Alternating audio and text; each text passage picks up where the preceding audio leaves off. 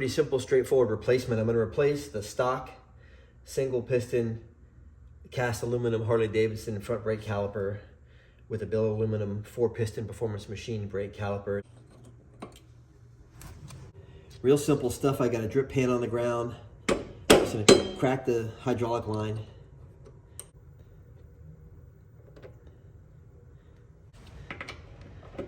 And just go ahead and pop these mounts off.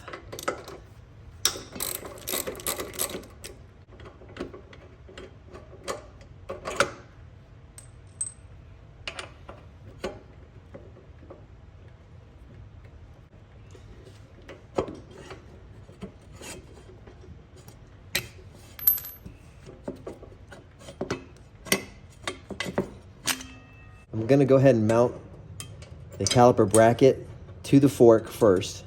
And I'll show you why I do this.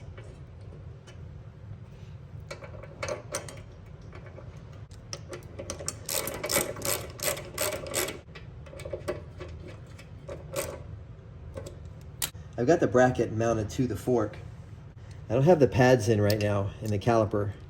I just set the caliper on here and see how it lines up, because the factory caliper is a floating caliper and the PM is not floating, it's fixed. So you have to shim the caliper to be in alignment with the brake rotor.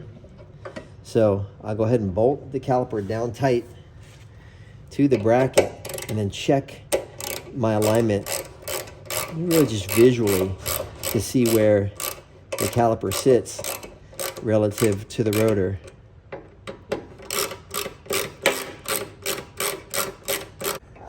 Shims in it. There's plenty of space on the back side of the caliper, but not a whole lot of space on the front side of the caliper. The caliper is actually at the bottom touching the rotor. So I'm going to have to go ahead and shim the caliper out away from the bracket, because you don't want that caliper rubbing the bracket. That's why I do it without the pads, because it makes it a lot easier to see this.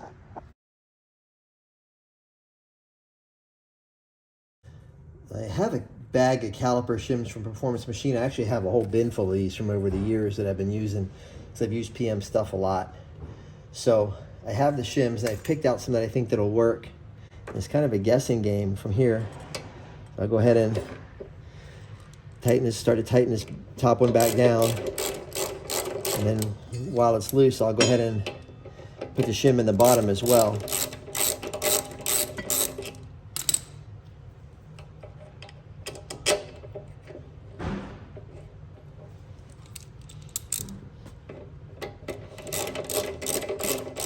Even with those thick shims in, I'm still up against that caliper pretty good. I'm off of it a little bit, but I'm still way too close to it relative to the backside. So I have to shim out more to bring the caliper out.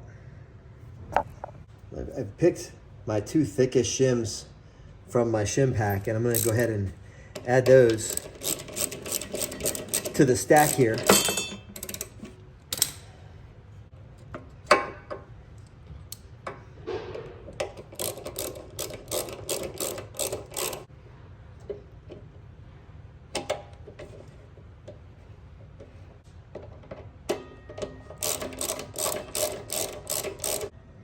Now you can see nice spacing front and rear.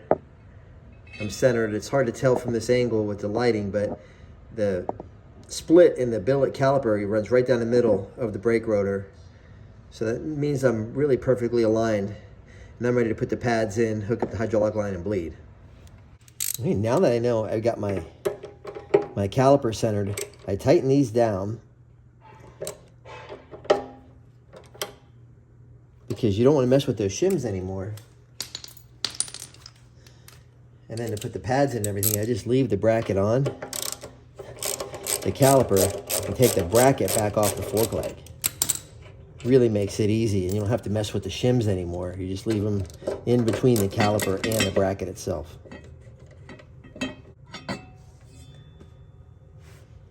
Okay, time to install the pads. Okay, there's the pads. I just put the pads face to face, slide them into the caliper. And there's the anti-rattle spring that has to go in there. I push the spring down with my thumb and get the pin through. The pin has to go through both pads and the spring. And the cotter key has to go back in the back so that the pin can't come out. It's ready to go on. And now that it's shimmed and the pads are installed, just line the bracket back up with the fork leg and get those bolts through.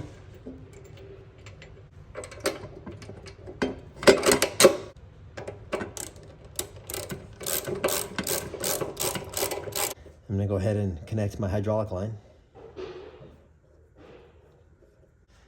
And then I replaced the stock Harley-Davidson banjo bolt with the Performance Machine banjo bolt. As you see how much shorter it is, this one is going to bottom out in the caliper. It always happens when you go to PM.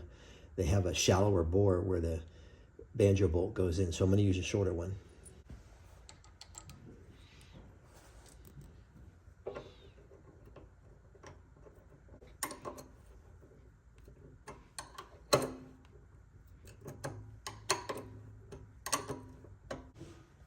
And then I always pull the line out and off away from the fender so it doesn't rub the paint as I torque down the banjo bolt.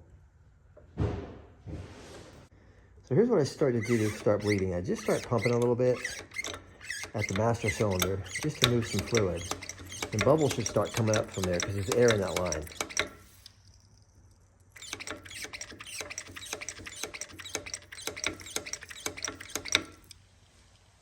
And you can see some bubbles coming up. Some air is going to go down, and some air is going to come up. And this is just a method to get started. See that air coming up there.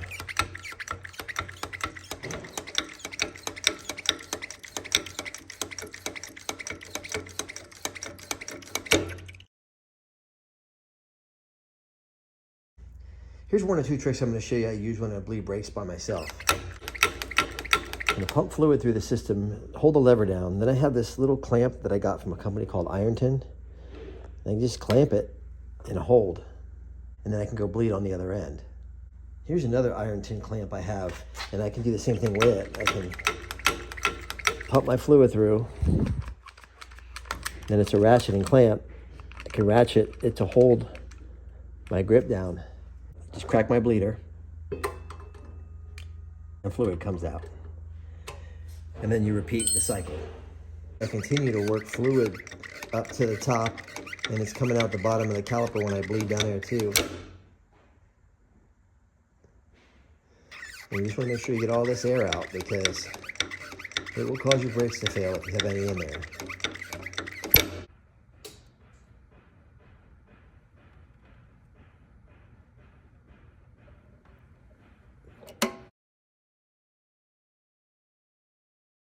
I want to show you another brake bleeding tip that I have that I use all the time. It's really simple. I go ahead and take the caliper off.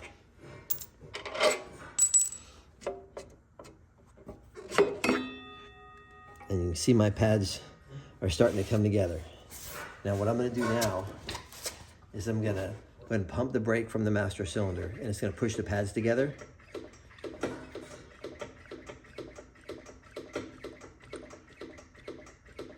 And then what I do is I pry those pads back apart with the screwdriver. And when I do that, it forces the air that's in the line back up into the master cylinder. Okay, watch that fluid bubble up and come back up in the master cylinder as I pry those pads from the bottom. See the air bubbles coming up with the fluid? That's a really great bleeding trick.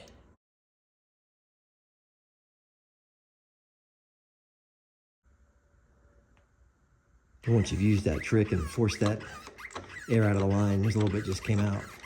Just go ahead and pump the brake back up. You can see it's taking the fluid down out of the master cylinder and filling the line up. It's starting to give me a good positive pressure there with no bubbles. No more air. Top off with some fresh .5, clean up, and this job's done.